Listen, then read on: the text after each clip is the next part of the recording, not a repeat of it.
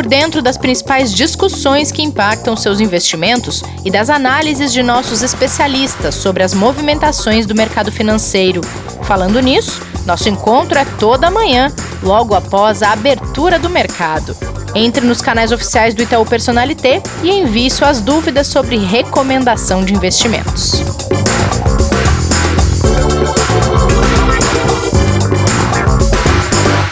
Segunda-feira, semana começando aqui no Investidor em Foco. Bem-vindas, bem-vindos ao episódio deste dia 23 de novembro.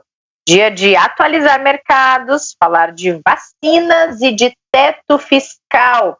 Lembrando, gente, que essa é a Semana Nacional da Educação Financeira. E a gente, é claro, está participando aqui com o podcast, com as lives e mais conteúdo nas redes sociais do Itaú Personalité. Inclusive, nossa aula com o professor Martim do próximo episódio será dedicada a este assunto e a gente vai falar mais disso ao longo desta semana. Então não percam aqui o nosso podcast para ficar por dentro desses conteúdos sobre educação financeira. A gente está montando uma playlist também no YouTube, depois a gente passa para vocês. Kleber, tudo bem por aí? Como está a sua educação financeira? Bom, agora aprimorando cada vez mais, né? Todo dia aqui, com aulas com o professor e com todo mundo que vem ajudar a gente, né? O mínimo que a gente tem que fazer é tentar melhorar um pouquinho, né? Bom dia, uma boa semana aí para todos os nossos ouvintes. E última semana do mês de novembro, né? Praticamente. Parece mentira, hein? Quando a gente começou o podcast, jamais imaginei que a gente estaria na mesma situação até novembro. Eu achei que as coisas iam tomar um rumo diferente ali pelo meio do ano, talvez, mas não que as coisas ficassem praticamente sem sair do lugar, no sentido de, né, abre, fecha negócios, serviços, lockdown aqui e ali, isola aqui e ali, vacina vem, não vem, home office, trabalha daqui, não vai para o trabalho e por aí vai. É uma situação muito atípica, né, Kleber? Muito atípica. Assim, a gente, como você falou, no começo falava-se que talvez sairia em maio, talvez sairia em junho. Estamos aqui nós indo para dezembro e agora, pelo menos, a gente já tem ali até algumas datas de início possível de vacinação, pelo menos lá fora. Quem sabe, né, Rê? Pois é, eu queria falar isso com você, Kleber. Esse final de semana, saiu o resultado de teste da vacina produzida pela Universidade de Oxford. A Pfizer tenta a liberação nos Estados Unidos para ser utilizada a partir de 12 de dezembro, a vacina que eles já testaram. E esse foi um dos principais assuntos do fim de semana. Queria saber se está animando os mercados nesta segunda-feira, essa possibilidade cada vez mais perto de conseguir a vacinação para as pessoas. É exatamente isso que vem ajudando, a gente pode falar assim, as bolsas globais a operarem em alta nessa segunda-feira. Na Europa, que teve um dado que não foi tão positivo, a gente vai falar dele depois também. Os futuros de Nova York operam em alta agora também. A gente, quando fala futuros, né, só para lembrar, né, eles abrem exatamente às 10h30 da manhã, os mercados lá para começarem a operar. E quando a gente olha para esses futuros, significa que os investidores já estão ali dentro dos contratos futuros operando, acreditando que a perspectiva vai ser positiva. Por quê? A gente teve pelo menos uma notícia que na semana passada já foi divulgada, que é a questão do pedido logo, o mais rápido possível, da Pfizer e da BioNTech para liberação junto ao regulador dos Estados Unidos, o FDA, que a gente pode dizer, né, fazendo um paralelo com a Anvisa aqui do Brasil, né?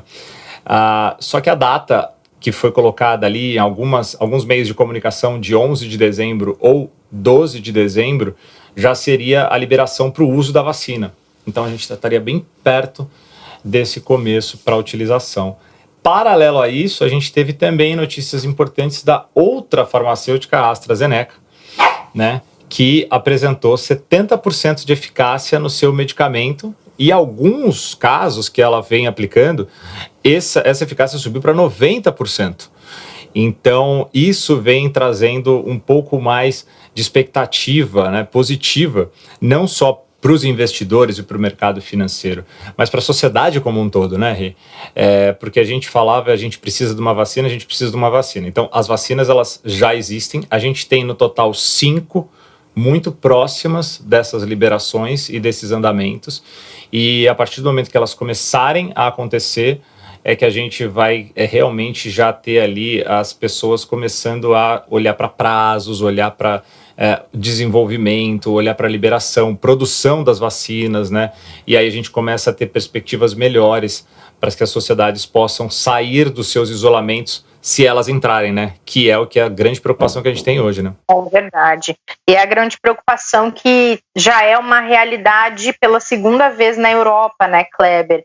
E a Alemanha agora cogita estender o lockdown por mais um mês. Eles previam manter o lockdown em algumas regiões onde houve segunda onda até o final desse mês de novembro. Agora estão falando em manter isso ao longo do mês de dezembro, lembrando que dezembro é época de Natal, época de celebrar a virada do ano. Esse ano, mais do que nunca, acredito que as pessoas vão querer celebrar, né? 2020, né? E aí, além disso, aquele índice, o PMI, que a gente tanto fala aqui, ele veio com menos de 50 pontos, no menor patamar em 6 meses, indicando redução da atividade econômica. Então, são duas informações bem negativas vindo do continente europeu, hein? Ele indica exatamente o que a gente tinha como preocupação, que é o quê? Quando esse indicador, lembrando, ele é o PMI composto, ou seja, que traz todos os PMIs juntos, né? Então, o de serviço, o de manufatura, o industrial. Então, como ele saiu ali para 45,1 pontos, ele mostra o quê? Que provavelmente a gente deve ter um quarto trimestre de recessão na zona do euro. Já era esperado quando a gente começa a falar de segunda onda, começa a falar de isolamentos e começa a falar de lockdowns em diversos países, né? Então, isso já era esperado, mas quando vêm os números e quando vêm os indicadores, as preocupações começam a ficar maiores ou menores dependendo do tamanho dessas indicações que vêm em relação ao qual é o impacto nas economias, né, Rê? E assim, o impacto ele mostra que pode ser forte. Na Alemanha, como você falou, ainda quando a gente olha os números, eles não estão tão ruins, mas se eles precisarem realmente aumentar os lockdowns, precisarem fazer os isolamentos, esses números podem piorar. E a Alemanha é, sem dúvida nenhuma, a economia que dá o pulso maior ali para toda a zona do euro, né? Então, a gente teve uma notícia interessante que a gente pode colocar nesse sentido na Europa, é que na Espanha, a vacinação o governo disse que está prevista para início em janeiro. Então, tudo bem que é só um país dentro de um bloco, né, muito grande, mas já é simbólico que você começa a ter, então, os países europeus conseguindo se programar para começar a vacinar a população. Lembrando que a vacinação da população, pelo menos os especialistas dizem que vão seguir uma regra de grupos, né, Rê? São primeiro os profissionais que estão atendendo a população, né? E aí entram os grupos de risco, né? Os principais, né? Idosos, as pessoas de maior risco por questão já de debilitação, doenças, etc. E aí vão seguindo outras regras, né? Mas pelo menos a gente já tem um país da Europa que colocou ali uma data para início de vacinação. Mas a economia como um todo pode sim entrar numa recessão no quarto tri e ela precisaria muito dessa vacina já logo no início do ano para mostrar que pode ter uma recuperação para não continuar com o que a gente chama de risco de recessão técnica, que seriam 3 trimestres seguidos aí negativos. E assim como a gente ouviu já aqui no podcast, falou sobre isso, de que a vacina não resolve os problemas econômicos, mas acredito que uma das principais vantagens dela, e por isso que ela é tão aguardada, é que ela consegue evitar uma terceira onda da pandemia, né, Kleber? Porque nada impede de que países que estão tendo a segunda onda consigam conter o avanço do vírus e ele se alastre de novo por uma terceira vez, já que não se tem ainda essa imunização, né? Agora, exatamente.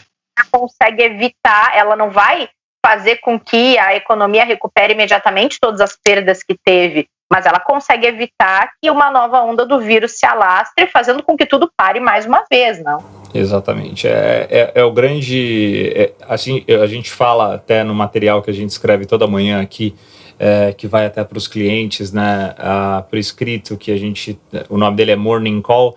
A gente usou exatamente essa expressão, que é o quê? O gatilho, né? O gatilho hoje para o mercado poder ser positivo ou não se chama vacina. É esse o gatilho, não tem outro. Porque a gente já sabe tudo que precisa ser feito. O G20 no final de semana, por exemplo, né, colocou que vai...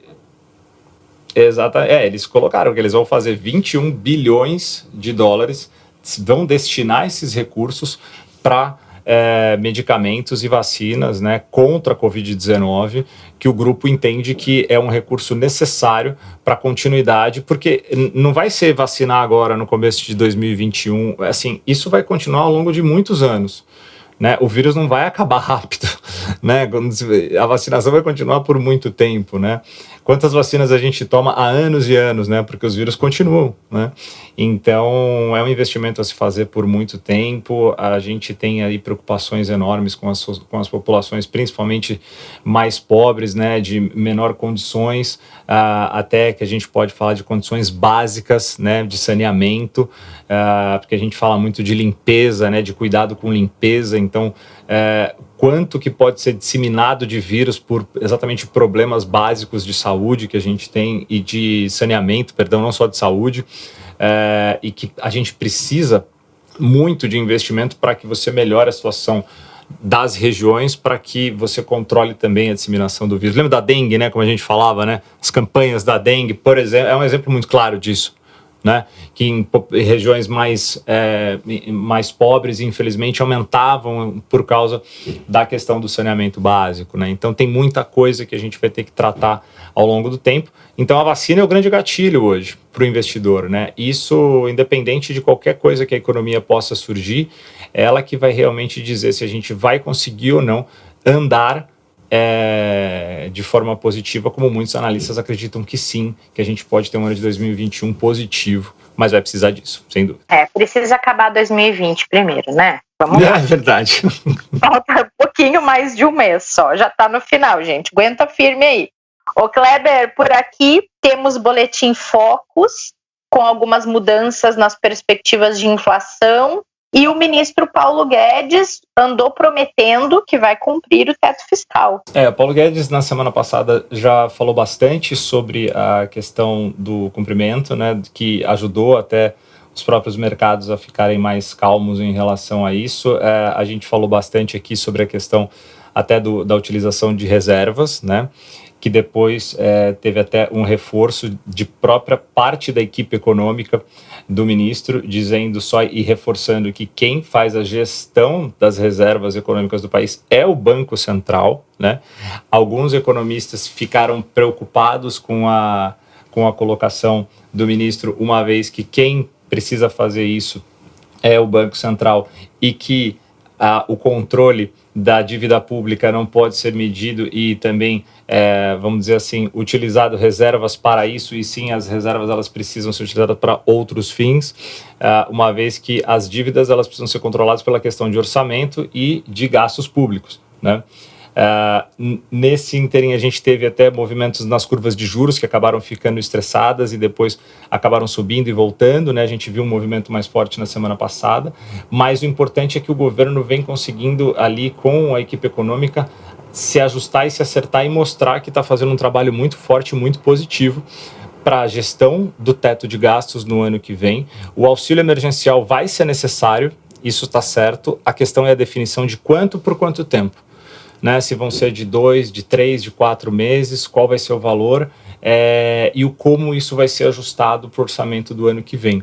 Mas que vai precisar, isso é um fato, porque as pessoas têm uma necessidade muito grande, né, Rê? E assim, a gente não tem como negar que muitas regiões vão precisar, sem dúvida nenhuma, dessa ajuda para conseguir seguir em frente por um período ainda que a gente não sabe o quanto que a gente vai precisar, principalmente para que empresas, pequenos negócios se recuperem para recontratar pessoas que estão desempregadas e sem nenhuma condição de geração de renda. Né? Sim. E o Focus, hein? Boa, relatório Focus. 15ª semana de reavaliação do IPCA, a nossa inflação direta para o consumidor para cima. Né? A gente sempre fala aqui que de pouquinho em pouquinho ele vem aumentando muito. né? Então, ele, da semana passada, ele veio de 3,25 para 3,45 agora. A gente pode colocar como grande destaque. Para 2020, a gente também teve uma leve melhora do PIB, que saiu de menos 4,66 para menos 4,55. E o IGPM, pela 19ª semana seguida, a mediana do mercado projeta alta mais uma vez, e agora de 22,86% para 2020. 2021, o que a gente tem de destaque é que na mediana a Selic passa para 3%. Ela estava há algumas semanas lá se mantendo em 2,75% e agora ela passa para 3%, mas conforme a pressão inflacionária que a gente vem tendo, essa avaliação de Selic também, ao longo do início de 2021, ela pode sim ter alterações, uma vez que a gente vai precisar ver o comportamento da inflação, do fiscal, do teto de gastos, para a gente ver como que vai ser, né, o andamento da política monetária pelo Banco Central ali do Copom. Beleza.